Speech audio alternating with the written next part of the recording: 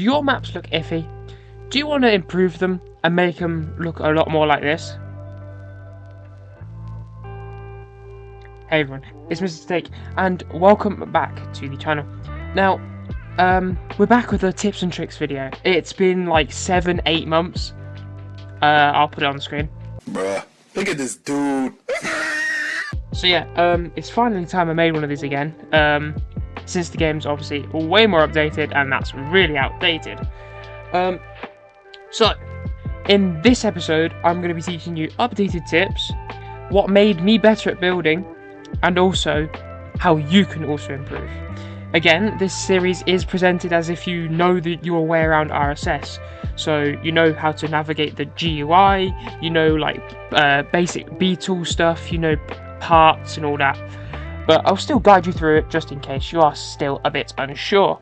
Anyway, with that being said and done, let's get on to the first tip and the start of the video. Alright, as you can see, we're on the on the Heritage Railway. Now, if you've been following on the channel, you know I'm doing a series on this map, which is still being worked on. There will be a new episode soon. But back to the tips and tricks video. The first tip is more or less like it's not really to do with anything in RSS, like building wise. It's actually the most, in my opinion, the most important part before you actually start a map, which is having a track plan in mind and just having a general idea of what you want to do. So let's quickly change software, and I'll explain what I mean by that. Okay, as you can see, we are on paint.net, what I like to do is before I start my map is genuinely just think in my mind like, okay, what type of track plan do I want? Where's it going to be based? Where's it going to like? What's the scenery going to look like? Etc. etc. So, what I basically just keep doing until I get like a nice layout that I want to do is just go on the paintbrush and just draw lines like a track diagram. Literally just keep drawing lines like a track diagram. So let's say, right, we're going to do a 1950s branch line, yeah? And let's say we want to start at a station. Well, I just draw a straight line.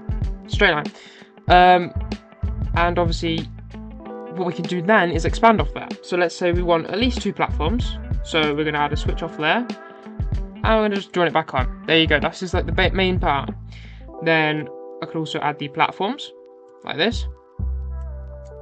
Okay, and then if I really want to, I can add some sidings. So I could add like a switch off here that goes over here to some good siding with the bay platform. Signal box would like be here, and then signals, obviously, for the station. And then scenery wise, since you know this is what you want to do, like a 1950 branch line, you can go on Google and just search whatever region you're doing it in. So let's say, for example, this is an LMS branch line. So you can go on Google Images, search LMS branch line 1950s, or well, this is BR 1948 plus is BR, so BR branch line. But let's say if you're doing it in the 1930s, 1920s, then you search up whatever region you're doing, GWR, LMS, Southern, or LNER. So yeah, that's the first tip, and I'd highly recommend doing this, as it just, you know, then you've got a feel of what you want to do. So yeah, this is the first tip, and hopefully this helps you out. Moving on to the second one. Alright, you join me on the second map and the second tip. Now this tip I kind of like just didn't abide by for quite a while, and I've only recently started doing it, and that is taking your time. Don't rush your builds. Take your time with doing them, and in the end you'll get a really nice finished product. If I can get my words out. Product. Now this Japanese like mountain rural town map I'm doing, I've been working on for quite a while now. I'd say like at least 3 weeks. I'm just taking my time with it entirely.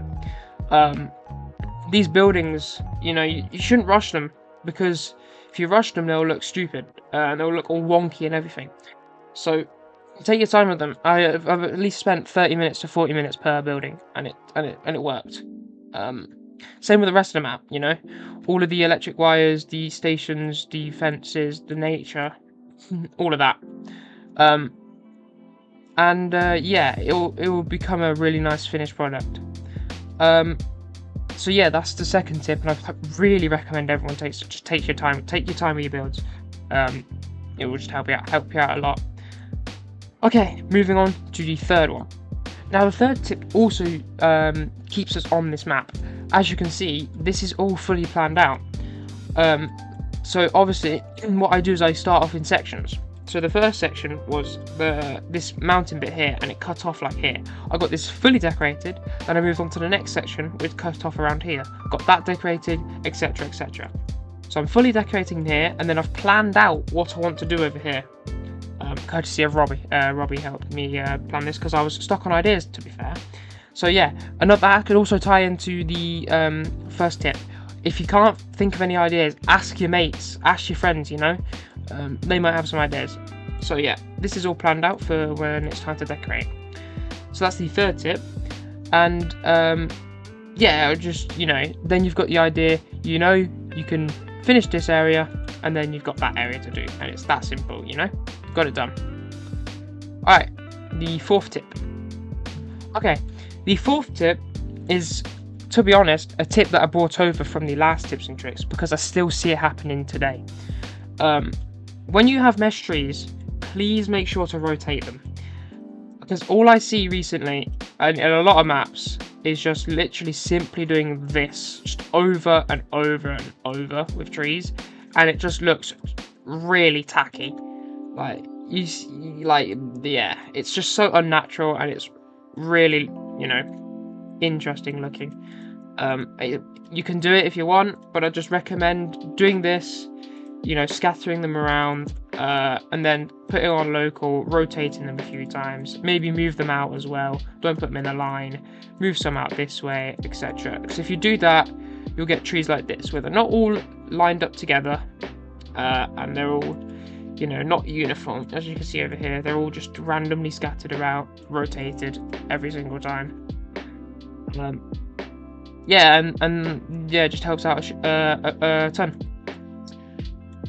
Okay, and we'll move on to the last tip, which is number 5. Alright, and the final tip of this episode, at least, is make sure you make use of the wiring. I'm not particularly the greatest at wiring yet. I'm still learning it.